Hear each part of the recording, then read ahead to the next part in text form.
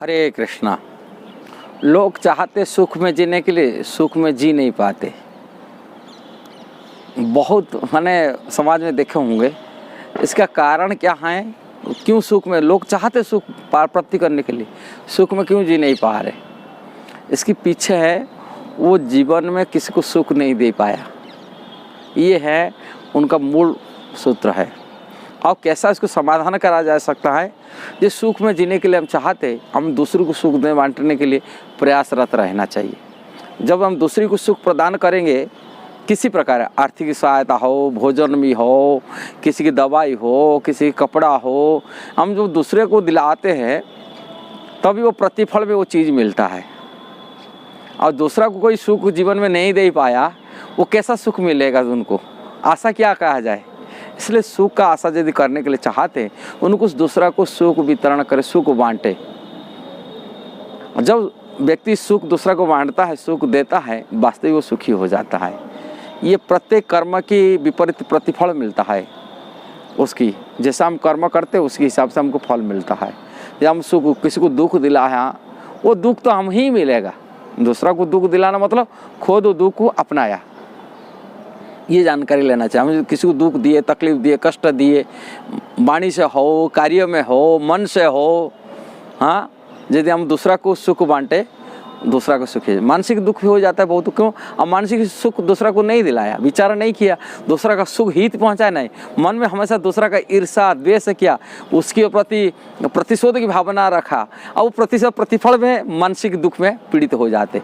वाणी से किसी को मीठा वाणी बोला नहीं, मधुर वाणी बोला नहीं, और इसको मैंने कर्कश वाणी बोला है, और बोलने में पूरा उनको उद्वेगपूर्ण वाणी बोला है, और वही प्रतिफल में ही मिलता है अपने को। सुख कहाँ मिलेगा? ऐसे कार्य में दूसरा को हम पिटाई करते, दूसरा को ये हानि पहुंचाते, कष्ट पहुंचाते हैं, शारीरिक पीड़ा दिए हैं, और वो शारीरिक पीड़ा हमको मिलता है।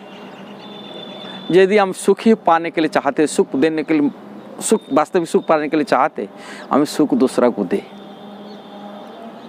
दूसरा को मदद करे, आर्थिक हिसाब से मदद करे, भोजन की खिलाए की मदद करे, उनको कपड़ा वितरण कर मदद करे। और इसके साथ साथ ये सब बुद्धि तभी आ सकता है कृष्ण के भजन करने से। यदि भगवान के शरण में कोई आता है, उनकी बुद्धि निर्मल हो जाता है, शुद्ध हो जाता है, पवित्र हो जाता है। जब तक भगवान की भक्ति नहीं करता है, भगवान के शरण में नहीं जाता, उनकी बुद्धि अशुद्ध ही रहता है। ये कहा जाता है उनकी बुद्धि शुद्धता नहीं बनता है, पवित्र नहीं बन पाता है। इसलिए भगवान श्री कृष्ण के शरण में जाने वाला है, जस्यस्ति भक्ति भगवत अकिंचना सवे गुण सत्रा समासत सुरा। भगवान श्री कृष्ण की यदि भक्ति करते हैं, उन्हीं के अंदर साधुओं की गुण, सुरा मतलब देवता की गुण। ये नहीं, उसमें कमेंट्री विश्वनाथ चक्रवर्ती ठाकुर लिखे है, भगवान की पार्षद की गुण प्रकट होता है, वैकुंठ वासियों की गुण प्रकट हो जाता है, दैवी गुण आ जाता है। वहाँ तो कोई दुख नहीं है। यदि भगवान की भक्ति, कृष्ण का भक्ति कर लेता है, तभी उनके अंदर दैवी गुण आ जाता है। और दैवी गुण है सुख प्रदान करता है। सत्व गुण के ऊपर है, ऊर्ध्व सत्व, सत्व कहा जाता है, शुद्ध सत्व कहा जाता है उसको गुण को। उसी स्तर में व्यक्ति सुखी हो सकता है। जो सुख चाहते हैं, अपने जीवन कृष्णमय बनाइए और कृष्ण के शरण जाइए और कृष्ण की जप करिए। हरे कृष्णा कृष्ण कृष्ण हरे हरे, हरे राम राम राम हरे हरे। निरंतर जप करिए, भगवान के नाम मुख में आए। भगवान मुख में आए मतलब अपनी हृदय में, अपने जीवन में हमेशा विराजमान है, वही बुद्धि देंगे, बुद्धि में, दिमाग में रहेंगे। कृष्ण यदि कृष्ण के नाम हमेशा उच्चारण करते रहेंगे, कृष्ण के शरण रहते, हे शरणागत रखे मैं आपके शरण में बोल कर के उनको अपनी समर्पित कर लेते हैं, और दीनता आ जाता है अपने अंदर में, उनके अंदर दैवी गुण आ जाता है। और दैवी गुण के प्रभाव से व्यक्ति सुखी हो सकता है। अब आसुरी गुण प्रभाव से जो भगवान भक्ति विहीन हो जाता है, उसमें आसुरी गुण आ जाता है, वो आसुरी गुण का परिणाम ही दुख है, कष्ट है। इसलिए सुखी होने के लिए यही आप सुख चाहते, किंतु सुख का प्राप्ति नहीं हो पाता है। यही है। ये वीडियो अच्छा लगा जरूर शेयर करना, सब्सक्राइब करना, लाइक कमेंट देना।